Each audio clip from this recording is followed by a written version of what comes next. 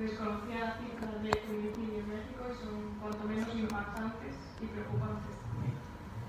Bueno, en último lugar va a intervenir Javier Sánchez Lazcano.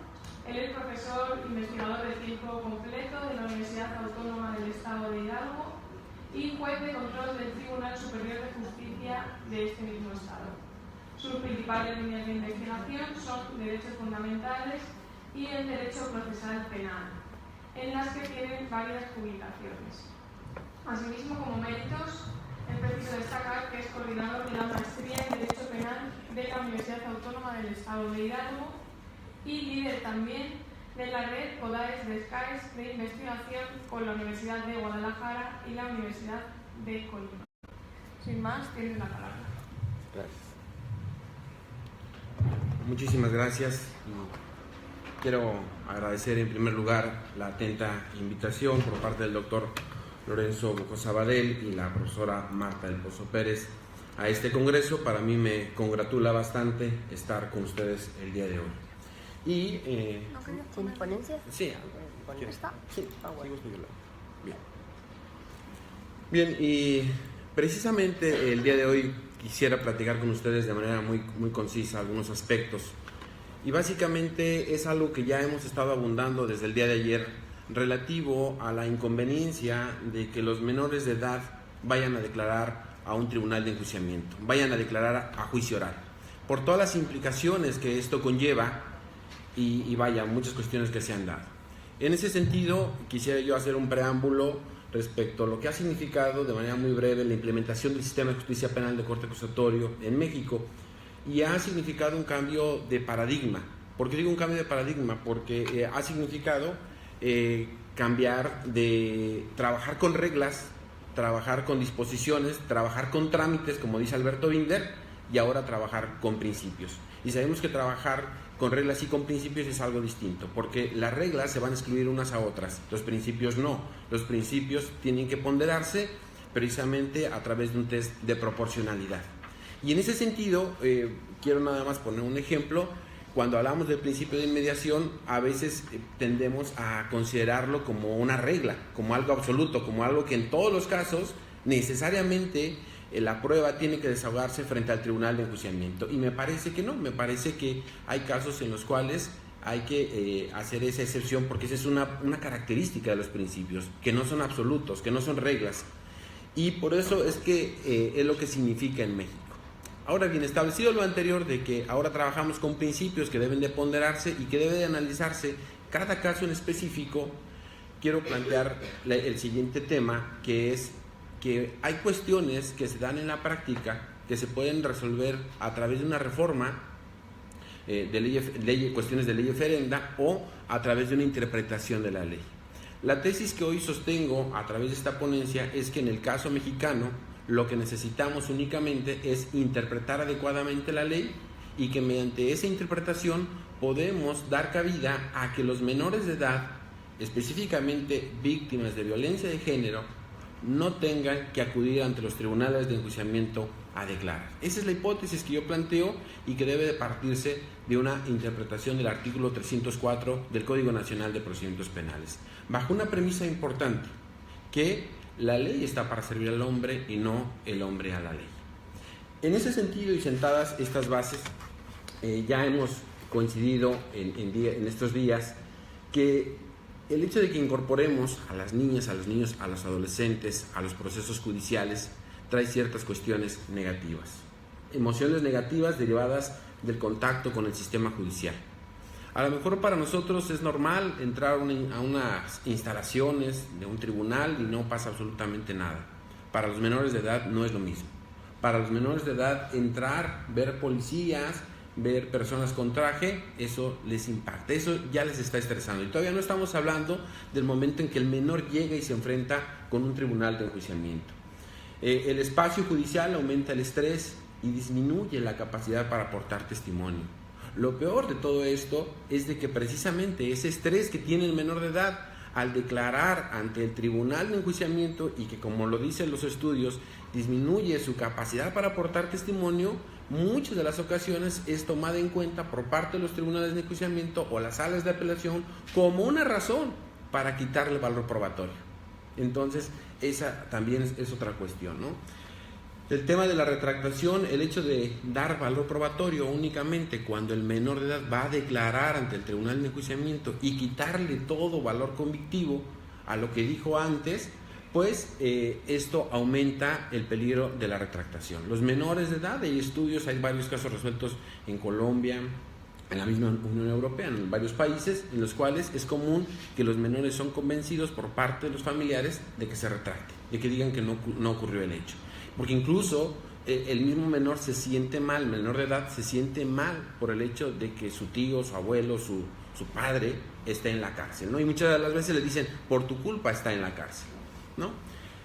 Otra cuestión, los interrogatorios reiterados agravan las secuelas psicológicas. Entonces, ese es otro de los aspectos que, como nosotros sabemos, o mejor dicho, los psicólogos lo han explicado, los estrés postraumáticos derivados de la víctima de violencia de género, lo único que puede resarcirlos o que los puede ir paliando, por decirlo de alguna manera, es el transcurso del tiempo.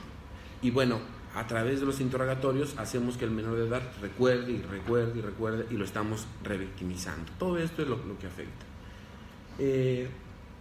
Estudios empíricos de particular solvencia demuestran que en el transcurso del tiempo entre el hecho y el testimonio del menor, en especial en sucesos relacionados con la agresión o abuso sexual, no solo favorece el olvido y la imprecisión, sino que además estimula la activación de mecanismos de defensa reactiva a cualquier reproducción verbalizada de los hechos. Es decir, el menor de edad tiende a retener información, generando un insoportable nivel de estrés emocional en el menor que puede llegar a alterar profundamente su equilibrio emocional.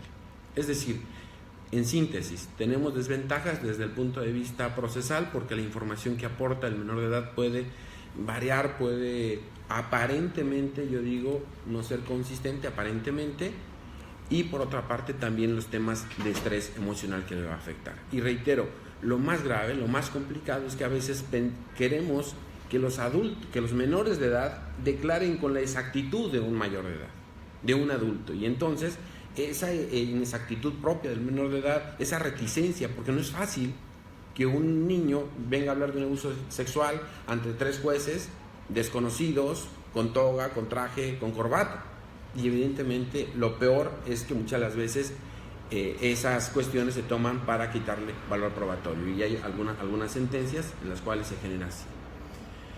Bien,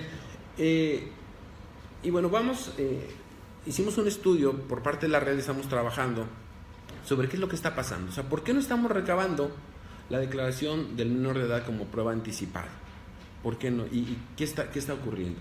Bueno, y entonces hicimos una pequeña encuesta, qué es lo que perciben los agentes del Ministerio Público, porque para empezar necesitamos que los ministerios públicos empiecen a hacer este tipo de solicitudes y ir viendo qué es lo que va ocurriendo para poder garantizar ese derecho de las víctimas menores de edad. Y entonces, con relación a ello, un 58% de los agentes del Ministerio Público entrevistados en el estado de Hidalgo dijeron que la víctima menor de edad no debe declarar en juicio. Es decir, ellos sí lo perciben, el 58% que no. Pero además es importante señalar, un 42% dice que el menor de edad sí debe declarar en juicio. Entonces veamos que el tema no es tan claro, al menos en el estado de Hidalgo, no es un tema tan claro.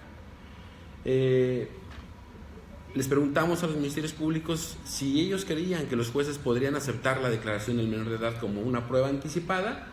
El 30% dijo que los jueces no aceptarán la declaración como prueba anticipada, y ahorita vamos a ver por qué en parte tienen esa percepción, y el 70% dijo que los jueces sí aceptarán la declaración como una prueba anticipada.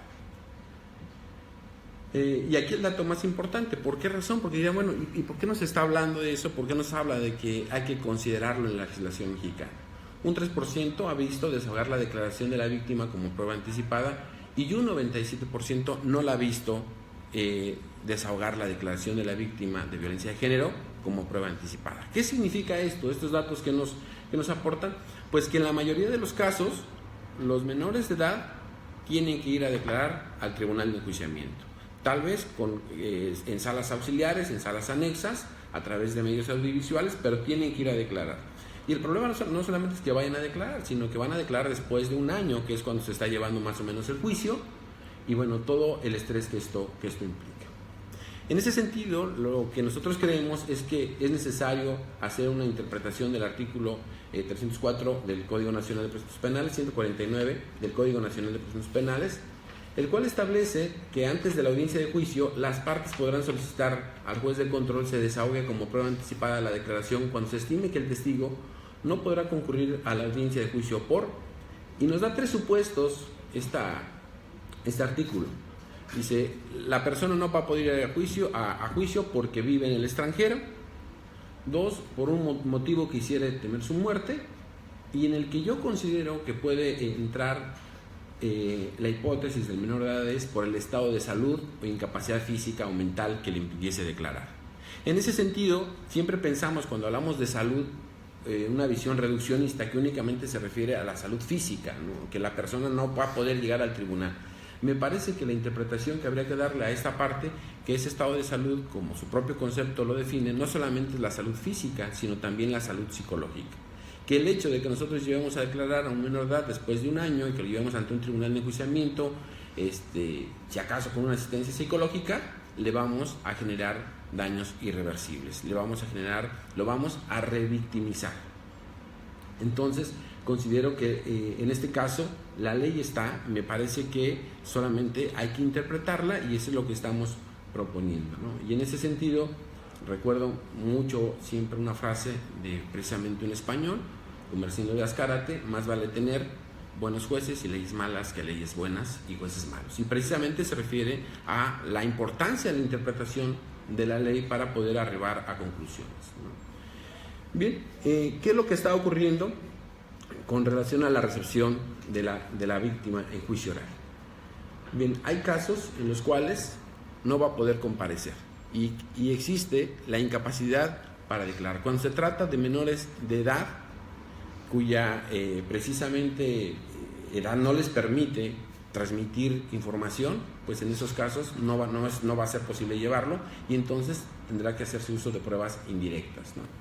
O también no tendrá que comparecer cuando se puede generar daños psíquicos relevantes si se lleva a cabo la declaración. Entonces es muy importante que inmediatamente después de haber ocurrido el hecho se videograbe la declaración de la víctima y lo más importante es que se dé intervención al defensor, porque precisamente hay que buscar también el respeto al derecho de defensa, ¿no?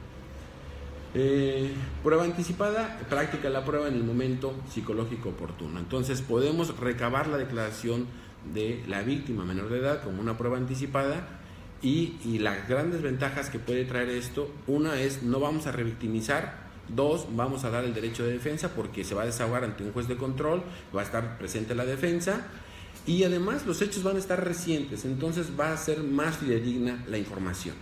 Es evidente que esto va a implicar mermar el principio de inmediación porque el menor ya no va a declarar ante el tribunal de enjuiciamiento. Sin embargo, por eso iniciaba yo esta plática diciendo que los principios hay que ponderarlos y en este caso hay que hacer una ponderación con el interés superior del menor y el principio de inmediación. Y me parece que en este caso es más importante ese interés superior del menor de edad. Y bueno, tendría que existir una comparecencia en juicio oral cuando no existe contraindicación psicológica, es decir, el psicólogo dice que puede acudir, que no hay ningún problema en caso que sea así y que no se haya practicado como prueba anticipada.